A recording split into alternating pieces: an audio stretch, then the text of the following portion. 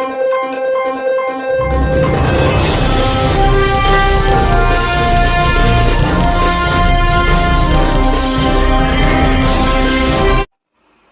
स्वागत है आप सभी का हमारे YouTube चैनल MP फास्ट खबर में। आप सभी के बीच हम लेकर आए हैं दो संतों की बड़ी बहस का विषय है कि लहसुन प्याज खाने को कुछ धर्मगुरु मना क्यों कर रहे हैं और कुछ लोग मना भी करते हैं। क्या यह सही है? इस पर हम दो संतों के आध्यात्मिक विचार आप सभी के बीच लेकर आए हैं। किसके विचार सही हैं और किसके गलत, यह हमें कमेंट बॉक्स में जरूर बताएं। एक तरफ है संत रामपाल जी महाराज जी, तो दूसरी तरफ है श्री अनुदाचार्य जी महाराज जी। आइए वीडियो शुरू करते हैं और सबसे पहले सुन लेते हैं विचार श्री अनु। राधे राधे गुरु जी। मैं गुरु मंत्र लेना चाहता हूँ गुरु जी। तो लहसुन प्याज खाना चाहिए या नहीं खाना चाहिए? लहसुन प्याज आयुर्वेद में अमृत है।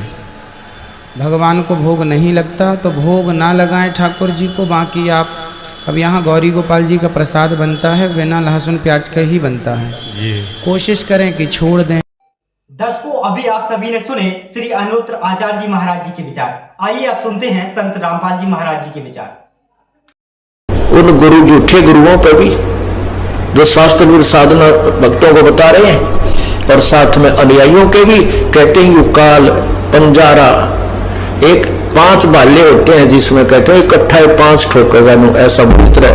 कहने का भाव ये है कि आपको बहुत ज्यादा परेशानियों का सामना करना पड़ेगा यदि आप शास्त्र अनुकूल साधना नहीं करते हो। कुछ ऐसे साधक हैं कहते हम नमक नहीं खाते, कुछ ऐसे साधक हैं कि हम प्याज नहीं प्रयोग करते, हम लहसुन नहीं खाते, यानी कुछ उन्होंने विशेष अपने आप जो परहेज बनाए हुए हैं।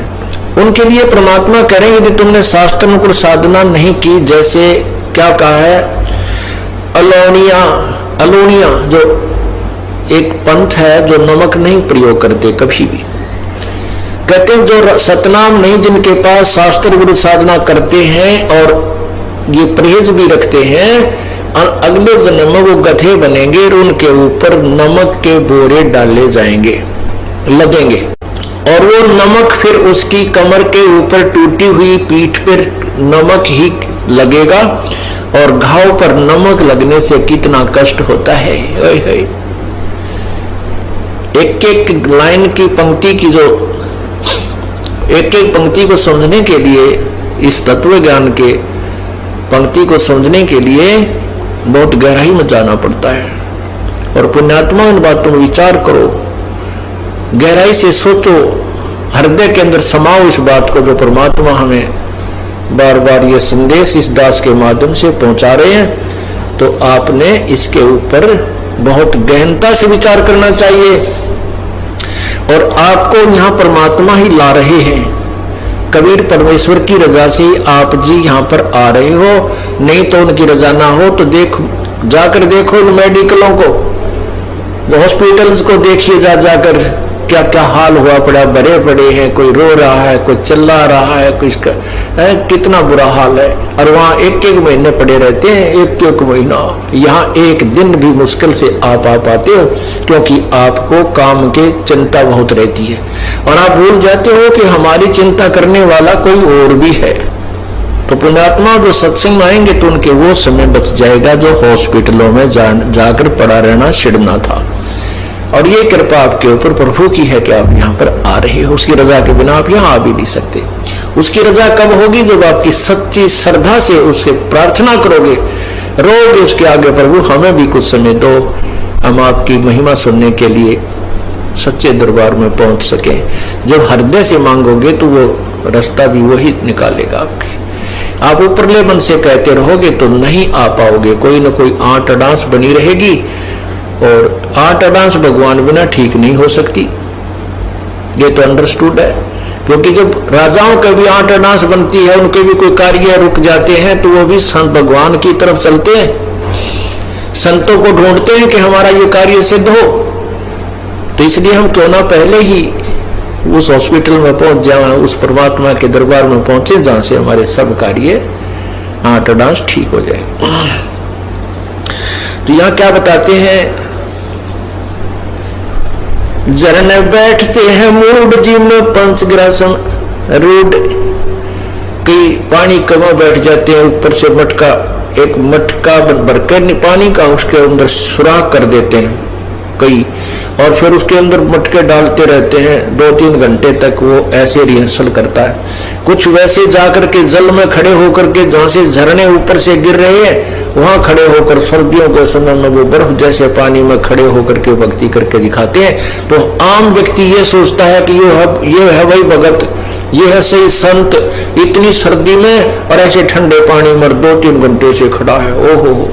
तो इसके लिए बताते हैं, झरने बैठते हैं मूड, वो मूर्ख है जो इस तरह की साधना करते हैं। और जिम में पंचग्रासन रूड, कुछ एक ऐसे हैं कि हमने तो बस 5 ग्रास ही खाने हैं, उसमें कितना ही खाया जाए उससे अधिक हम आहार नहीं करते। तो परमात्मा कहते हैं सतनाम नहीं है तो ये भी तुम्हारी बनावटी बातें हैं, इससे कोई लाभ नहीं है। एक है गुफाधारी सिद्ध, सो तो पड़े काल के फंद, एक गुफाओं में बैठे हैं और उनको सिद्ध मानते हैं, सिद्धि तो आ जाती है, सिद्धि तो ये हमें चाहिए ही नहीं। ये सिद्धि इस भक्ति मोक्ष मार्ग में सबसे बड़ी बाधक है, क्योंकि जैसे वेदों के किसी भी मंत्र के बार बार जाप करने से, उससे अनुष्ठान करने से उसमें सिद्धियां आ जाती हैं, और उन सिद्धियों के आधार से वो किसी की हानि किसी को लाभ दे सकता है। जैसे मैंने कमाई कर ली, मैंने मजदूरी की और 2-4 हजार रुपये इकट्ठे कर लिए, तो मेरे पास कोई आता, किसी ने 100 रुपये दे दूं, किसी को 200 दे दूं, तो वो मेरी वाहवाह करेंगे, गुणगान करेंगे, और मैं मजदूरी आगे कर नहीं रहा हूं और बैठा हूं, तो फिर क्या होगा कि मैं भी कंगाल, और फिर वो मेरे से ले गए थे वो भी, आगे उनको कुछ नहीं मिलने का।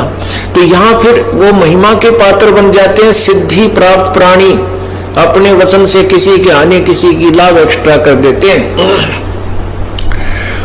अपनी कमाई को बांट देते हैं और स्वयं वो कंगाल हो जाते हैं। तो उनके लिए कहते हैं फिर वो पशु बन जाते हैं, गधे बनते हैं। दोस्तों वीडियो अच्छा लगा हो तो वीडियो को लाइक कमेंट शेयर अवश्य करें, साथ ही हमारे चैनल को सब्सक्राइब कर लें। मिलते हैं ऐसे ही वीडियो के साथ।